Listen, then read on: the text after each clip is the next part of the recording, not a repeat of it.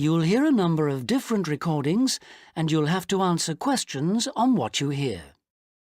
There will be time for you to read the instructions and questions, and you'll have a chance to check your work. All the recordings will be played once only. The test is in 4 sections. At the end of the test, you'll be given 10 minutes to transfer your answers to an answer sheet. Now turn to Section 1. Section 1. You'll hear 2 teachers discussing arrangements for a goodbye party for a colleague. First, you have some time to look at questions 1 to 4.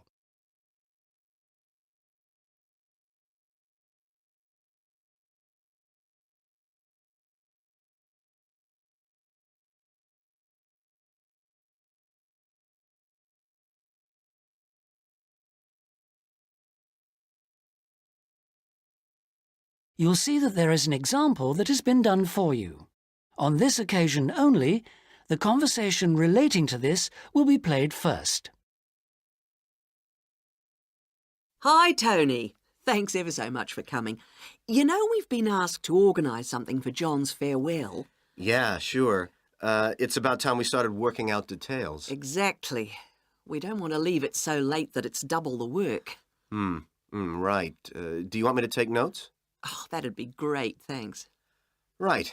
First thing is, when is the best time to hold it? Well, he leaves on the 24th of December. So what about the 22nd? Yeah, I think that's about right. We want it quite near the time, don't we? The date of the goodbye party is the 22nd of December. So, 22nd December has been written in the space. Now we shall begin.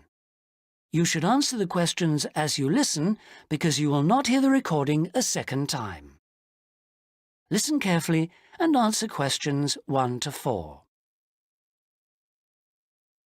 Hi, Tony. Thanks ever so much for coming. You know we've been asked to organise something for John's farewell. Yeah, sure. It's about time we started working out details. Exactly. We don't want to leave it so late that it's double the work. Right. Do you want me to take notes? Oh, that'd be great, thanks. Right. First thing is, when is the best time to hold it? Well, he leaves on the 24th of December. So what about the 22nd? Yeah, I think that's about right. We want it quite near the time, don't we? Sure. And what about a venue? In college? A hotel? I think a hotel will probably work out rather expensive. And I've been looking at the college dining room. That seems pretty reasonable. Fine. Yeah, why not?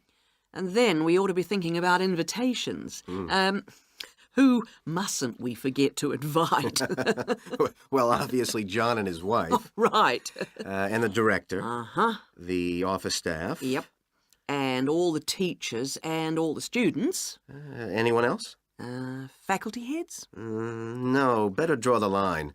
I don't think it's necessary. Yeah, you're right. I don't mind writing the invitations. When shall we get them out for? Enough time, but not too early. What about the 15th of December? Well, there are exams on the 16th. Better avoid them. 10th? Yeah, that should do it. Before you hear the rest of the conversation, you have some time to look at questions 5 to 10.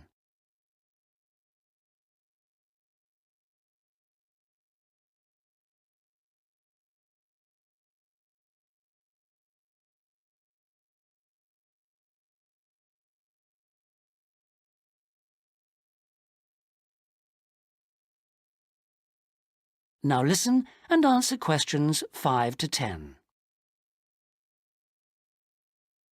So, what does that leave? Oh, yes, a present. Would you mind doing that? No, not at all.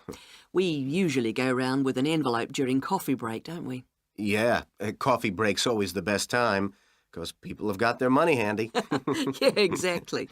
Do we suggest an amount, or does it seem a bit unfair? No, I think people welcome it. We suggested $6 last time. Is that okay? Yeah, plenty, I would have thought, which should leave us with about $90. Have you any ideas for presents? Well, I've been having a little think. I thought, well, he loves music. Yeah, and books. So I thought I'd check on prices for, perhaps CD players? Yeah, that's a good idea. And also I thought maybe, a set of dictionaries. I heard him say he needed a good one. The other thing he was saying last week was that his computer printer had broken. No, I'd be really frightened about getting the wrong type. Okay, yeah. The other thing is something for the home. Jill suggested a coffee maker. Oh, yeah. I'll certainly find out what they cost. Okay. Have you got all that down? Yes. Now, we need to think a little more about the money. I know we've got a set amount from the social fund. Right. What does that cover? It's meant to cover the cost of the room. Yeah. And a certain amount for food. And also drinks? Oh, yeah, certainly. But will it be enough? What we've done in the past is to ask guests to bring some snacks. Right. We don't ask them to bring more drinks because we figure that should come from the social fund. Okay. Anything else for the guests to bring? Well, some music, because there'll be a tape deck there in the room and we can have some dancing later on. Anything else? Well, it's just a thought, but a couple of years ago we had a really good party where we set up, some simple games. Yeah, great. Wasn't it based on photos from the students and teachers? That's right. So we should ask the guests to bring photos. Okay, I'll put it on the invitations. Now, the last thing is, who shall we ask to do the speech? Don't you think it might be nice to have one of the students? Well, then the student leader? Yeah, much better than the director giving speeches again. Okay, then I'll ask her. Lovely. So, is that all? It looks like it. Great. Oh, thanks ever so much. That is the end of section 1. You now have half a minute to check your answers.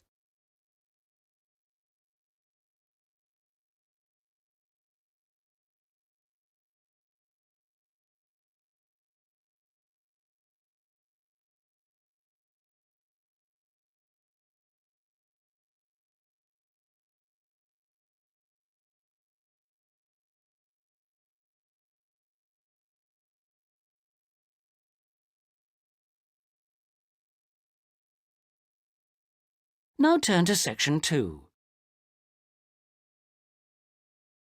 Section 2. You'll hear a pre-recorded message on the Travelite Travel Agency information line. First, you have some time to look at questions 11 to 15.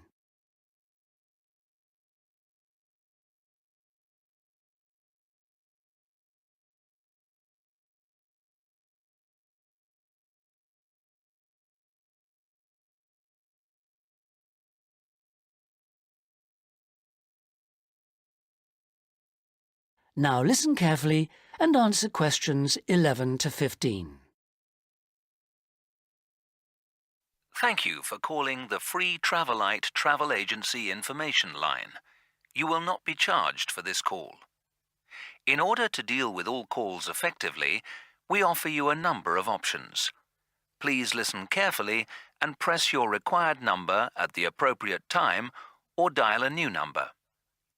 If you want to hear about special offers, please press 1. If you want to hear our latest price lists, please press 2. If you want to make a complaint, please press 3. If you want information about our new walking holidays, please press 4 now. Thank you for calling our Travelite Walking Holidays line. We have been offering a wide variety of walking holidays to suit all tastes for just 3 years, but already we have won 2 awards for excellence in this field. We offer guided walking tours to suit the discerning traveller in 12 different centres throughout the whole of Western Europe. We are planning to open our first centre outside this area in the coming year, so watch out for developments. But the pride of Travel Light is the level of guidance and support we offer on our walks. All are planned in detail by our highly trained guides who all work in a variety of different Travel Light locations, so we can guarantee standards. Each day we offer 3 separate walks catering for all skills and fitness levels. We also pride ourselves on our friendly service, particularly important for the increasing numbers of people who choose to holiday alone. Unlike almost all travel operators who happily charge large supplements for single rooms, we guarantee that no single client will pay more, even when only double rooms are available for them. And the day doesn't end with the return to base. After our dinner at communal tables designed to make all our guests feel part of a family atmosphere, entertainment is laid on nearly every night with tour leaders on hand to organise lectures, games, quizzes, and respond to any special request from guests. Before you hear the rest of the message, you have some time to look at questions 16 to 20.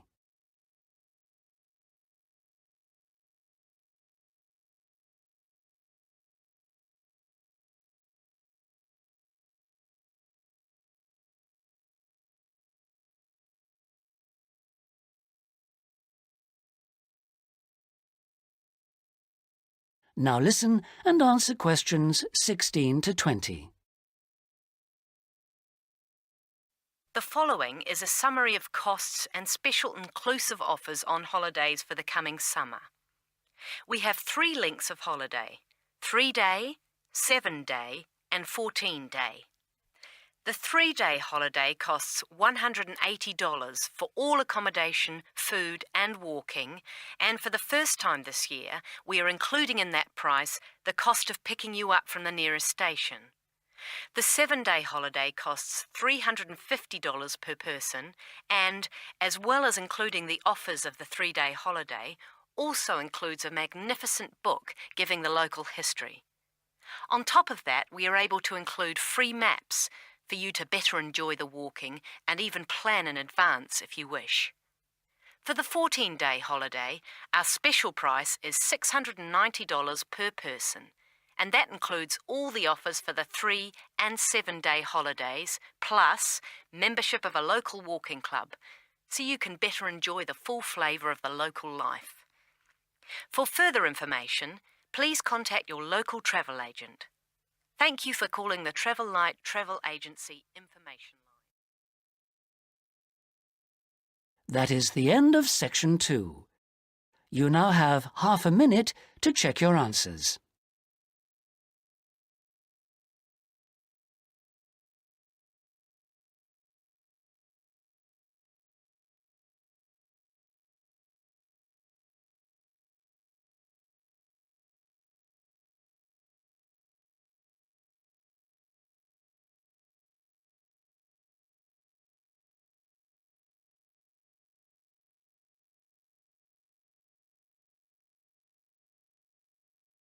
Now turn to Section 3. Section 3. You will hear a conversation between 2 students who are studying to be teachers, talking about science experiments. First, you have some time to look at questions 21 to 26.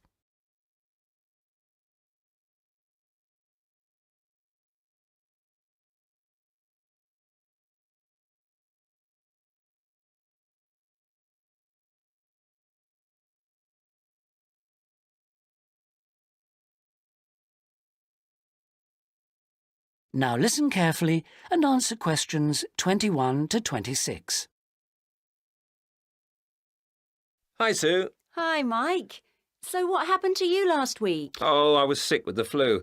What's this I hear about a big assignment we've got to do? Oh, well, basically, we've got to find 2 science experiments to do with a group of 8-year-old children at the local primary school. And we've got to complete it by the end of the week. That sounds like hard work. Where are we supposed to get the ideas for these experiments from? Well, I managed to get hold of 2 books from the library. Oh, well done. How about if we take a look at the experiments in this book first and see if anything looks suitable? I can make notes as we go about equipment and the purpose of the experiments. OK, let's see.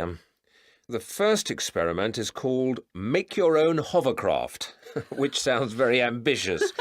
Mind you, you only need 20 balloons and a table. You don't need any special engines or anything like that. What do you do with it all? You blow up the balloons and you balance the table on them, upside down, of course, and the kids get to ride around on it. You know, the other kids sort of push them around the room. The main purpose is to show how hovercrafts work and how things hover around on just a cushion of air. OK, that doesn't sound too bad. OK, ready for number 2? Mm-hmm. Now, this one is called Unusual Measures of Lengths, and you basically use lots of paper clips. The kids go around the class measuring things, you know, how long the desk is and that sort of thing, and then they all compare their answers. And basically, because not all paper clips are the same length, they should come up with some strange answers. It's supposed to demonstrate the importance of having fixed units of measurement. Yeah, that's not bad. OK, now for number 3, you need rock salt or copper sulfate. Oh, I'm not sure about that. Well, just put down the rock salt then. Apart from that, you only need a jar of water. And basically you dissolve lots of salt into the water and watch the crystals form. So it basically teaches the kids about growing crystals. Yeah, I suppose it would be nice to grow something. Let's move on and have a look at number 4. OK, this one is called Spinning Colour Wheel. It looks like you get some cardboard and draw a circle on it, divide it into 6 equal segments and colour each one in using different colours. Then you thread a piece of string through the middle. So we'd need some string as well.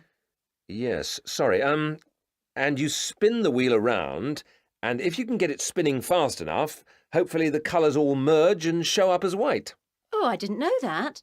What's the principle behind it? Well, it's pretty elementary physics, really. It teaches them about how white light or ordinary light is made up. Well, that doesn't sound too bad. Now, there's only one more left in this book, isn't there? What does that one say? Well, it's another one where they'd get to make something. Sounds very interesting.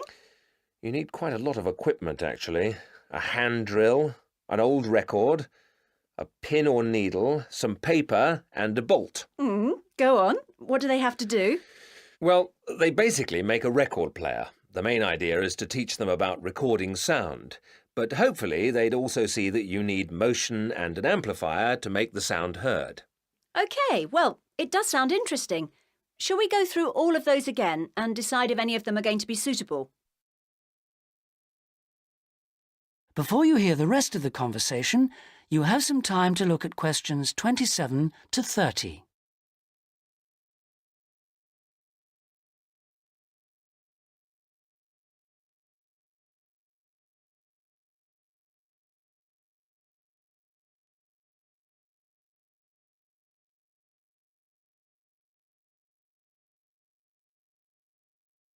Now listen and answer questions 27 to 30. Right. Number 1. I thought this one sounded nice. There'd be lots of activity, and it doesn't need too much in the way of equipment. Yes, that's true, but don't you think it's a bit risky to get a group of 8-year-olds pushing each other around a classroom like that? Well, someone could get hurt. No, I don't like the sound of that one at all. Maybe you're right. What about number 2, with the paper clips? It sounds tame enough. Yes, a bit too tame, if you ask me. I think it needs to be something a bit more active and interesting than that, don't you? Yes, I suppose you're right. We won't get a very good mark if the children don't actually enjoy the experiments. And I suppose we could turn them off science for good. Well, what about the next one, number 3? Now, I quite like the idea of this one. Yes, so do I. But I seem to remember when we did it at high school, we had to wait up to a fortnight before we saw any halfway decent results. Oh, yes. Well, that won't be any good then. We'll only see the kids for 1 or 2 hours at the most. Yes, and we have to do the experiments and write up our results within a week. So that one won't do at all. OK. Well, what did you think of number 4? I like the idea of it, but do you think it will be a bit elementary for them? Well, they are only 8, you know. I know, but you know what I mean. Don't you think the activity itself is a bit babyish? Maybe you're right. They might have fun, but I mean, cutting out a circle and colouring it in. OK. Well, what about number 5? I thought this one sounded a bit too good to be true. Great equipment. Yeah. But don't you think it's a bit ambitious for this age group? I mean, I don't want to start off something and then have to abandon it if they just can't cope with it. I could see us ending up doing just about all of the work for them. I guess you're right. Oh, well, maybe we could store that idea away for later. Yep. Let's hope this second book has something better. That is the end of section 3.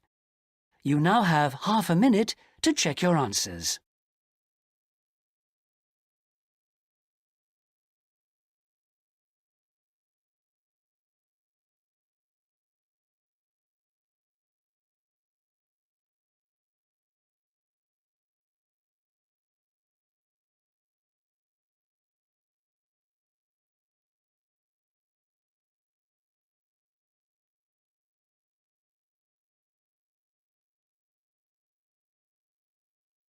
Now turn to section 4.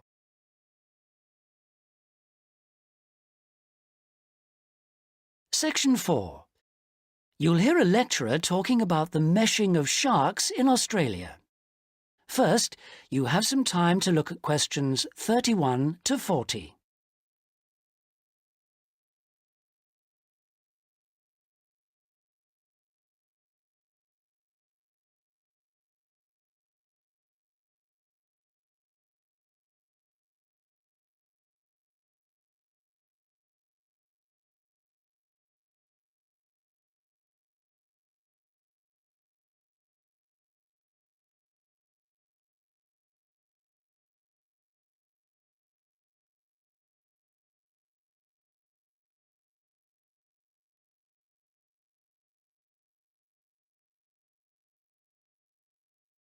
Now listen carefully and answer questions 31 to 40. Today we're going to look at one of my favourite fish, the shark. As you know, sharks have a reputation for being very dangerous creatures, capable of injuring or killing humans. And I'd like to talk about sharks in Australia. Sharks are rather large fish, often growing to over 10 metres, and the longest sharks caught in Australia have reached 16 metres. Sharks vary in weight with size and breed, of course, but the heaviest shark caught in Australia was a white pointer. That weighed 795 kilograms. Quite a size. Sharks have a different structure to most fish. Instead of a skeleton made of bone, they have a tough, elastic skeleton of cartilage. Unlike bone, this firm, pliable material is rather like your nose and allows the shark to bend easily as it swims. The shark's skin isn't covered with scales like other fish. Instead, the skin's covered with barbs, giving it a rough texture like sandpaper. As you know, sharks are very quick swimmers. This is made possible by their fins, one set at the side and another set underneath the body, and the tail also helps the shark move forward quickly. Unlike other fish, sharks have to keep swimming if they want to stay at a particular depth, and they rarely swim at the surface. Mostly they swim at the bottom of the ocean, scavenging and picking up food that's lying on the ocean floor. While most other animals, including fish, hunt their prey by means of their eyesight, sharks hunt essentially by smell. They have a very acute sense of smell and can sense the presence of food long before they can see it.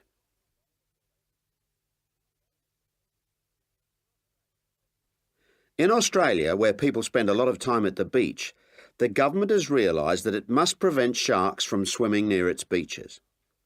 As a result, they've introduced a beach netting program. Beach netting, or meshing, involves setting large nets parallel to the shore. This means that the nets on New South Wales beaches are set on one day and then lifted and taken out to sea on the next day. When shark netting first began in 1939, only the Sydney metropolitan beaches were meshed. These beaches were chosen because beaches near the city are usually the most crowded with swimmers.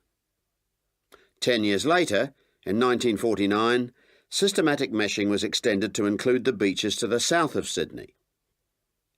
As a result of the general success of the program in Sydney, shark meshing was introduced to the state of Queensland around 1970.